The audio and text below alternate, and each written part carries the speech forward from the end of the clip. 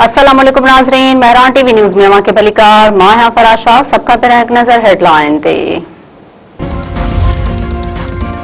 वज़ीर आज़म शहबाज शरीफ ऐं नवाज़ league क़ाइद Nawaz Sharif Qatar जे हिकु ॾींहं जे दौरे ते दोहा पहुची विया। क़तरी इख़्तियारनि पारां आजियां नायब वज़ीर आज़म इसहाक़ डार ऐं इत्तलात वारो वज़ीर अता तारड़ बि वफ़द में शामिल। वज़ीर आज़म कतर जे अमीर शेख तमीम बिन हमदुल सानीअ सां मुलाक़ात ऐं अॻूणे अमीर शेख हमद बिन ख़लीफ़ा जे लाॾाणे ते ताज़ियत कंदो। बलूचिस्तान में पाक फौज एफसी ऐं पुलिस जो गॾियल ऑपरेशन शोबान जारी। सिक्योरिटी ज़रियनि जो चवणु आहे त ताज़नि कार्रवायुनि में वधीक 5 दहशतगर्द मारिजी विया। ऑपरेशन शोबान में मारिजी वियल दहशतगर्दनि जो मजमूई अंगु 6 हफ़्तर थी वियो। सिक्योरिटी ज़रियनि मूजिब 5 जुलाई खां मुख़्तलिफ़ ऑपरेशन्स में 114 ख़ारिजी दहशतगर्द मारिजी चुका आहिनि। वफ़ाक़ी घरू वज़ीर मोहसिन नक़वी पारां कामयाब ऑपरेशन ते सिक्योरिटी फोर्सिस खे ख़राज तहसीन पेश।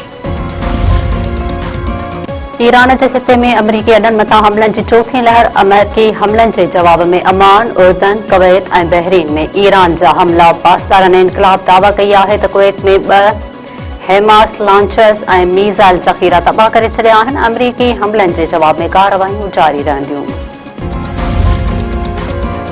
अमरीकी फ़ौज पारां ईरान में दर्जने हदफ़नि ते हमला। अमरीकी सेंट्रल कमांड दावा कई आहे त ईरान जे दिफ़ाई निज़ाम, सामूंडी रेडार, मीज़ाइल ऐं ड्रोन ठिकाणनि ते हमला कया विया।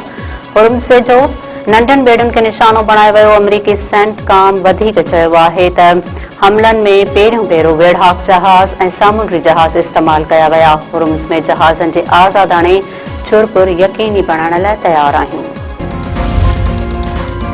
वफ़ाक़ी आईनी अदालत इस्लामाबाद में पीर सोहावा मोनाल रेस्टोरेंट किराइण जो फ़ैसिलो कालअदम करार ॾेई छॾियो। CDA ऐं मेट्रोपॉलिटन सिटीअ जूं अपीलूं मंज़ूर। ट्रायल कोर्ट खे जल्द खां जल्द केसनि जा फ़ैसिला करण जी हिदायत। आईनी अदालत रिमार्क्स ॾींदे चयो आहे त मिल्कियत जो फ़ैसिलो ट्रायल कोर्ट अदालती ऑब्ज़र्वेशन खां मुतासिर थियण बिना कंदी। इंतज़ामी मामलनि जो फ़ैसिलो रेगुलेटरी बॉडीज़ कंदियूं।